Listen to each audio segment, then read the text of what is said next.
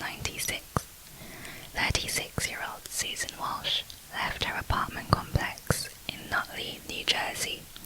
She had left her 11-year-old son, David, in the care of her estranged husband, Mark. She said she needed to make some phone calls and run a few errands, so she left without any of her personal belongings, such as her pager and her wallet. She advised that she'd be back in half an hour, but she never came back. Susan's best friend, Melissa Hines, became concerned when she failed to return a pager that afternoon, as she normally would. So she drove over to Susan's apartment at around 3:30 p.m. on July 16th, the same day, and she found the door in Susan's apartment that was usually left open was locked shut, and all windows were also locked. Even though it was a hot day over 90 degrees, Mark and David were not at home when Melissa arrived, instead having gone to Staples to buy school supplies for David. David and Mark stated they did not know where Susan was, although the police believed that she willingly decided to disappear. Others say she would not have left her son behind. Many think she met with foul play, possibly murdered by mobsters, dying of a drug overdose, or vanishing into the local vampire subculture of sex and danger. However, nothing has been proven. So, who is Susan Walsh? Susan Walsh was originally Susan Young and was born February 18, 1960 in Wayne, New Jersey. She had what most sources described as an unhappy, troubled childhood and was from a broken home. From a young age, her dream was to be a writer and poet. She attended William Paterson University studying English and communications. While there, she wrote for the university newspaper. She supported herself through her studies by working as a stripper. During this time, Susan was struggling with substance abuse and alcoholism, which continued into her 20s. Susan graduated with her bachelor's degree and started working as a freelance journalist and writer. She also began to clean up her act. Then Susan married Mark Walsh, who is the half-brother of the famous singer and musician Joe Walsh. The couple had one son, David, who was born in 1985. According to her friend Melissa Hines, Susan had been sober for 4 years.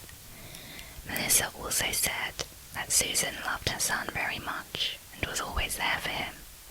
Her son and her career in journalism were the two most important things to her. Susan had written articles for Screw magazine, which was a New York pornographic tabloid. When her marriage deteriorated in the 1990s, she reportedly began having an affair with the magazine's publisher, Al Goldstein.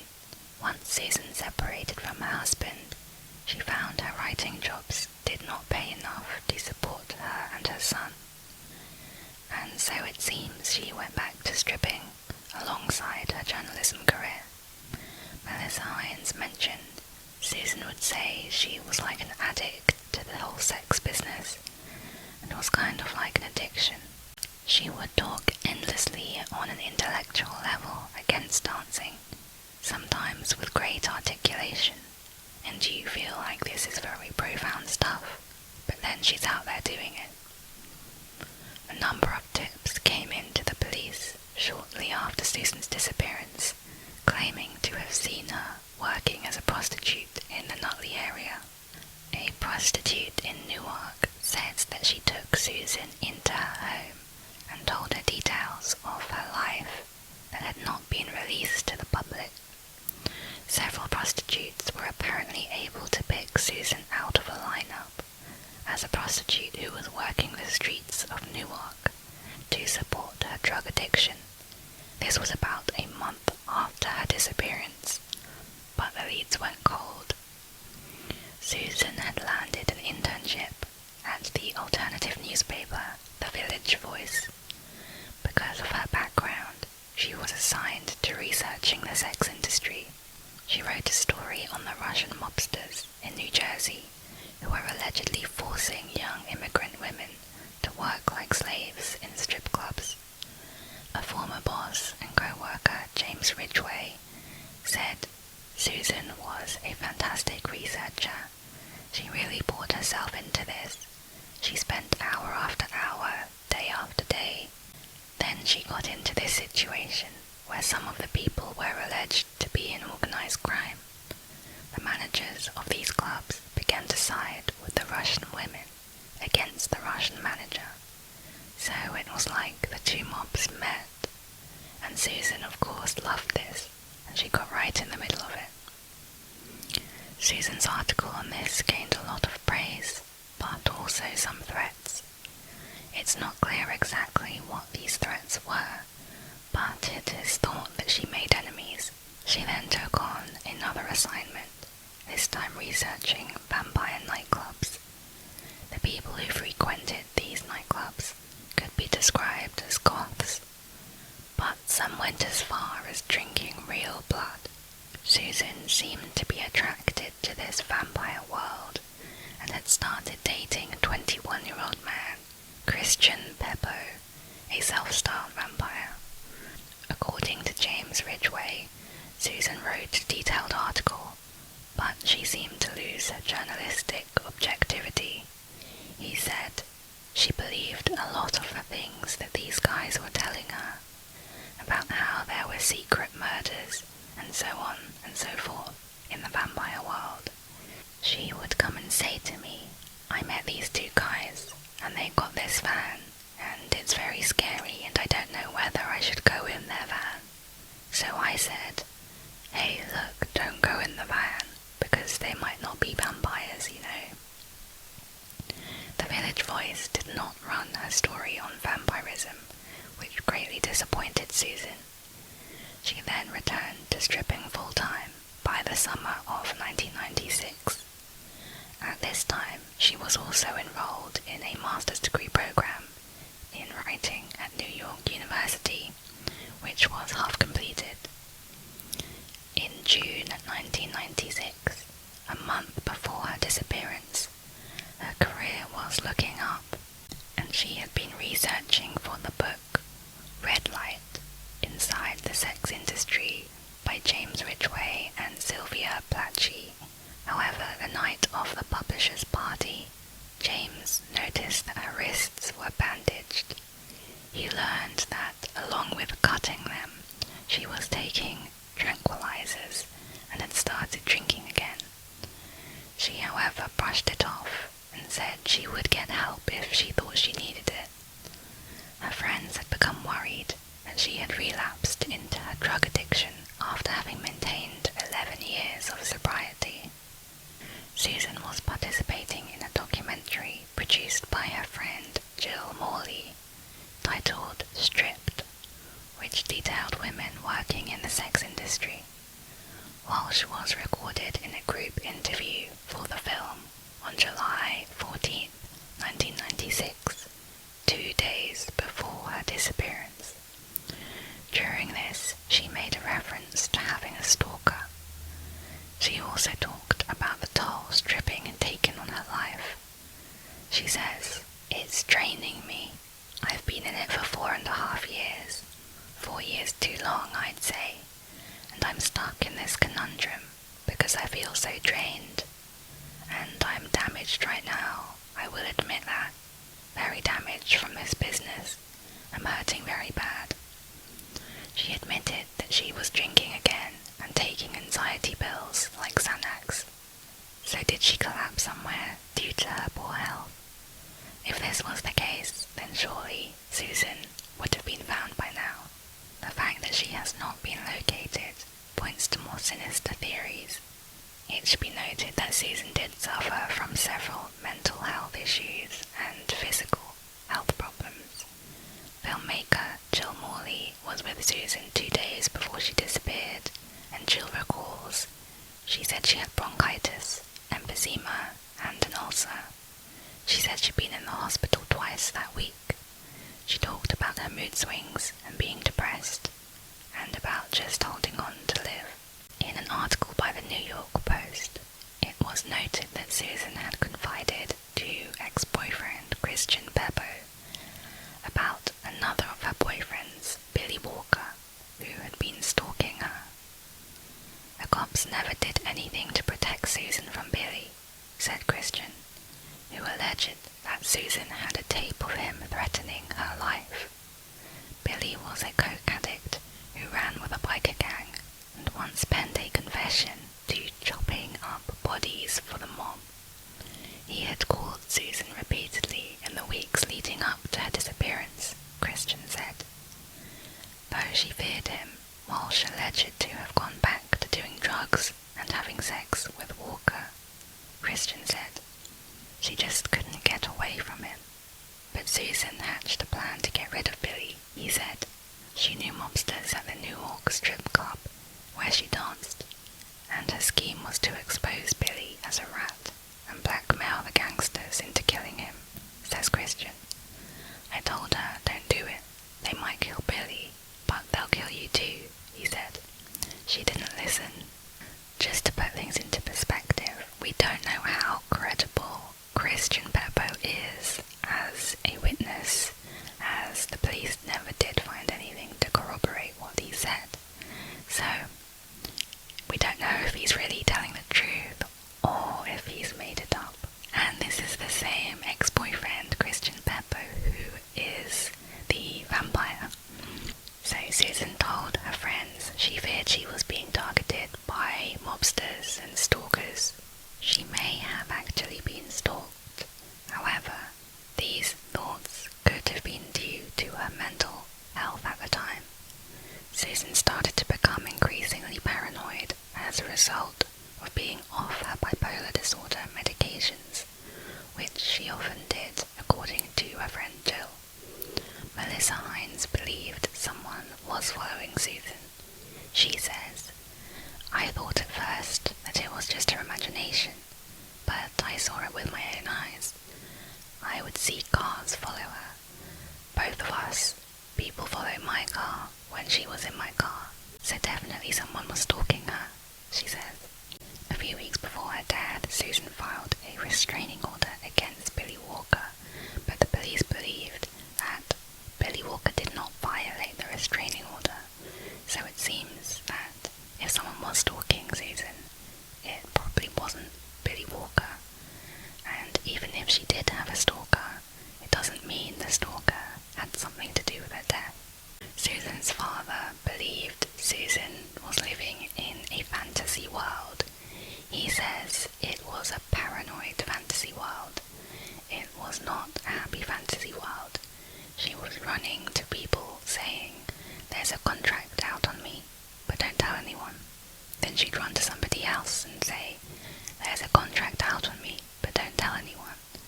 And this is a preliminary to a real breakdown.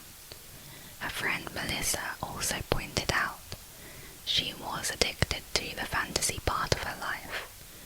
A lot of the people she associated with from the bars and stuff like that, they played to her fantasy of the FBI and the CIA.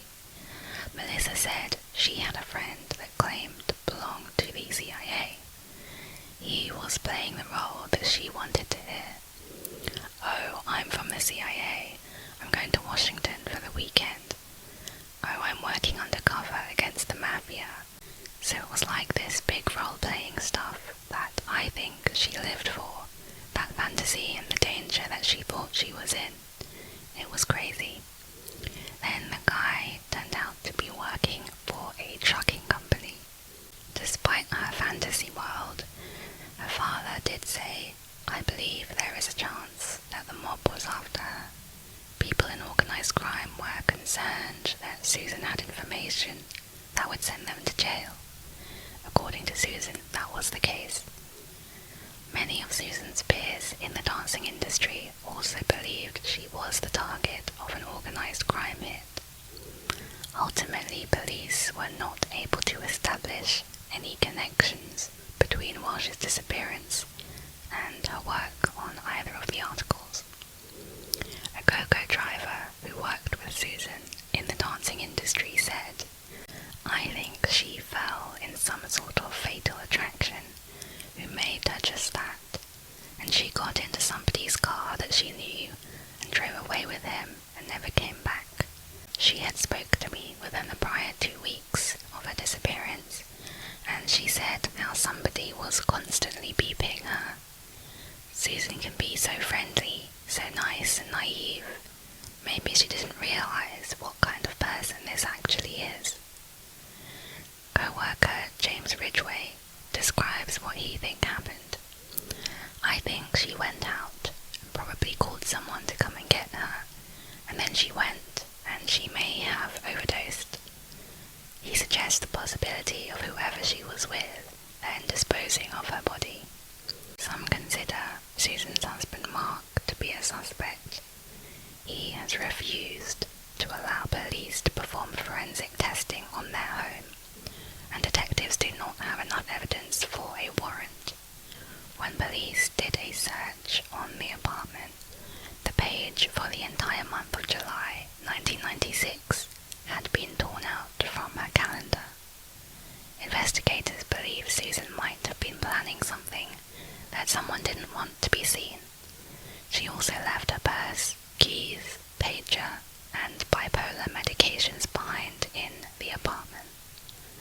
Mark has claimed that on the day she vanished, she went out to use a payphone less than a block from their apartment. However, police could not find any records of outgoing calls being made from payphones near their apartment that morning. Allegedly, an employee of a pizza parlor across the street from Susan's apartment says he saw her returning to her apartment that afternoon she disappeared. However, Detective Lieutenant Steve Rogers of the Nutley Police Department said no witnesses actually saw her leave the house, and no one saw her on the phone. Both Mark and Susan were living in the same building complex in connecting apartments. Sometimes Mark allowed her to use his phone in his apartment, but Mark disapproved of Susan's stripping and did not allow her to use his phone to make any phone calls that were stripping related. So Susan often went to use the same payphone around the corner on a daily basis. According to a private detective, there is also a witness who believes they saw Mark load a rug into his van on the day Susan disappeared. Mark reported Susan missing the following day. Officially, police have not named Mark a suspect in this case. A number of people, including friend Melissa Hines, told the police that they saw Susan after she disappeared, getting into a black car. Melissa says, "I definitely think it was her. I'm positive that I saw Susan a month after she disappeared." When Melissa then yelled to her, she and the men she was with got into the car and drove off. Detective Ryan followed up on Melissa's information. He said, "A license plate number that Melissa Hines provided to us, we did track down. We spoke to the owner and operator of that vehicle. He had been with a woman fitting the description of Susan. He viewed photographs and felt he was pretty sure that it had been her, but the driver could not be certain, so there was no positive identification of Susan." Melissa believes that if Susan is alive, she may be deliberately hiding out. She says, "Susan definitely felt that she was in danger. She was scared for her life, and I think she also feared her son's life could be in danger too. Susan actually told me that she wasn't going to make it to the next year. She felt that she was going to be killed. But again, it's hard to tell how much of this was due to the paranoia she was experiencing from being off her medication." I tried to find that article written by Susan on the Russian mob, but the Village Voice have not published it online. So this is all the information